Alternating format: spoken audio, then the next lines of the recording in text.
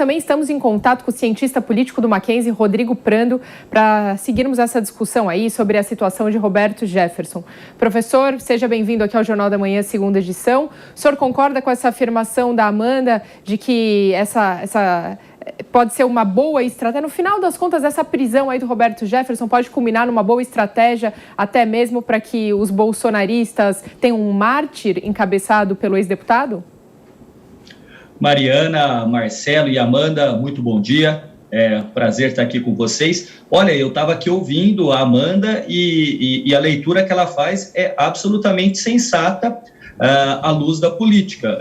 O Roberto Jefferson, ele consegue um fato e há muito tempo ele estava buscando algo nesse sentido e me parece sim que ele pode tirar vantagens políticas. Agora, essa é a questão que no Brasil faz um bom tempo está acontecendo, né? Via de regra, chamam sempre um cientista político e um advogado, porque quase sempre a dimensão política no Brasil está ligada à dimensão jurídica, até mesmo criminal, o que é uma pena e como estava colocando a Amanda há pouco, não se pode confundir liberdade de expressão com ataques sucessivos à democracia e à Constituição, né? Então, nenhum direito é absoluto e a liberdade de expressão, ela exige responsabilidade daquilo que se fala, daquilo que se escreve, seja para o homem público, para aquele que ocupou um cargo público ou para qualquer cidadão. Então, pode ser que, politicamente, o ex-deputado Roberto Jefferson venha,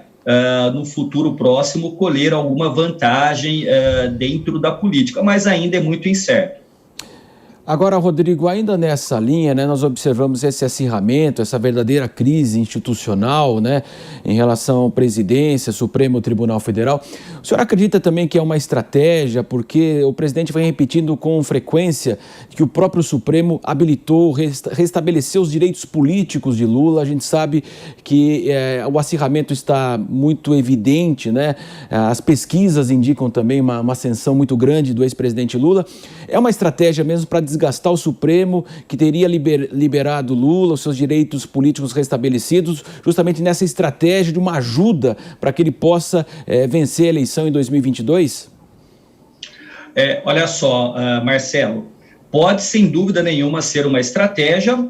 Agora vale ressaltar que a estratégia política dentro do universo político seria aquela de, dentro de uma eleição, contrapor-se ao adversário. Então, se o adversário, nesse momento, do presidente Jair Bolsonaro, é potencialmente o ex-presidente Lula, me parece que o foco de uma estratégia política de ataque político deveria ser voltado ao presidente Lula, e, em contrapartida, o presidente Lula fará de tudo para apontar os erros e os equívocos, né, da gestão do atual presidente. A grande questão é que, muitas vezes, Marcelo, essa estratégia de confrontação, e eu tenho chamado isso no que eu escrevi, nas entrevistas que eu concedo, né, o presidente Jair Bolsonaro, ele quis superar o chamado presidencialismo de coalizão, que é muito explicado na ciência política brasileira, já é um conceito praticamente clássico da ciência política brasileira. O Bolsonaro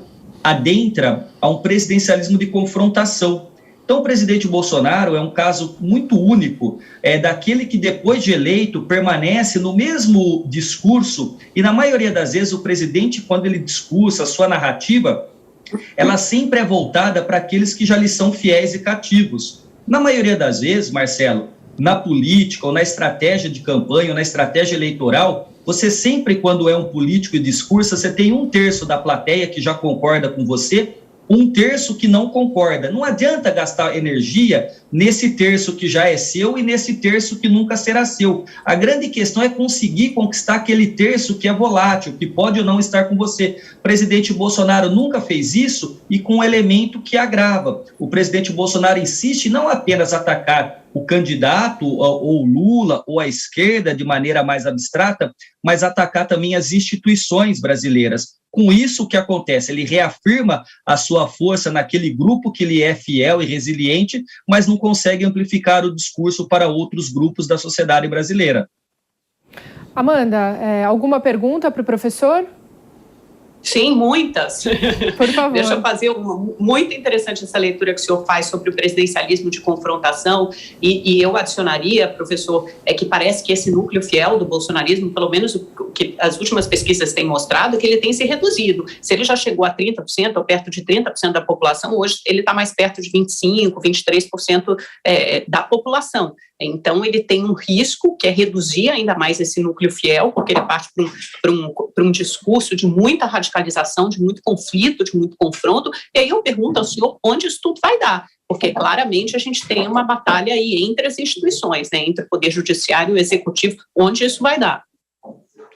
Olha, Amanda, se eu tivesse a resposta de onde isso vai dar, eu teria o bilhete de R$1 milhão, pelo menos. A única certeza que nós podemos aqui, certeza nas ciências sociais, ela é bastante relativa. Então, vamos tirar a palavra certeza e vamos colocar a probabilidade, que é um termo bem mais correto, né? Então, por tudo aquilo que nós assistimos nesse mais de 2 anos e meio de governo Bolsonaro, tudo indica, Amanda, que 2022 nós teremos o grande teste para a democracia brasileira. Né, o grande teste no limite para as instituições brasileiras, independente, Amanda, do resultado. Então, você coloca de maneira muito correta que esta base mais fiel, digamos, este bolsonarismo raiz, ele está ali em torno de 20%. Vale lembrar que o presidente Bolsonaro manteve, ao longo do mandato, cerca de 30%, isso não variou muito. E, de repente, o que eu acho que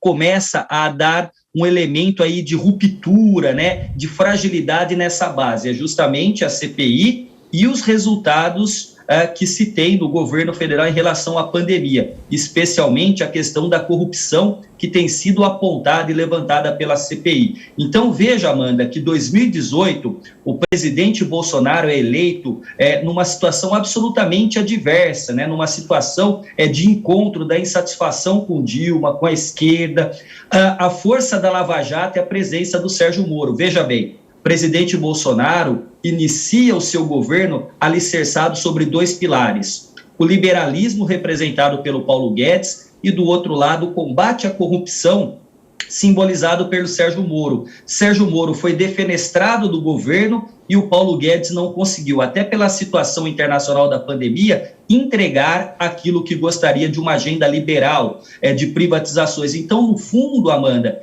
onde isso vai parar? Vai parar num discurso do presidente que vai insistir em atacar o STF, atacar a política, embora esteja de braços dados com o Centrão, mas em termos de concretude, o que ele vai apresentar para a reeleição? Essa vai ser a grande pergunta para 2022. Agora, este bolsonarismo, esses grupos bastante acirrados nas redes sociais e na mídia, que eu também vejo, eu assisto, né, muitas vezes, quando você está ao vivo e discutindo o que acontece com as suas opiniões, isso vai acontecer até 2022, não vai arrefecer, porque, como você bem colocava antes, Roberto Jefferson não retrocede, o presidente Bolsonaro também não retrocede. E aí o que está acontecendo é que as instituições vão aos poucos, dentro da legalidade, respondendo aos ataques que sofreram ao longo dos últimos anos.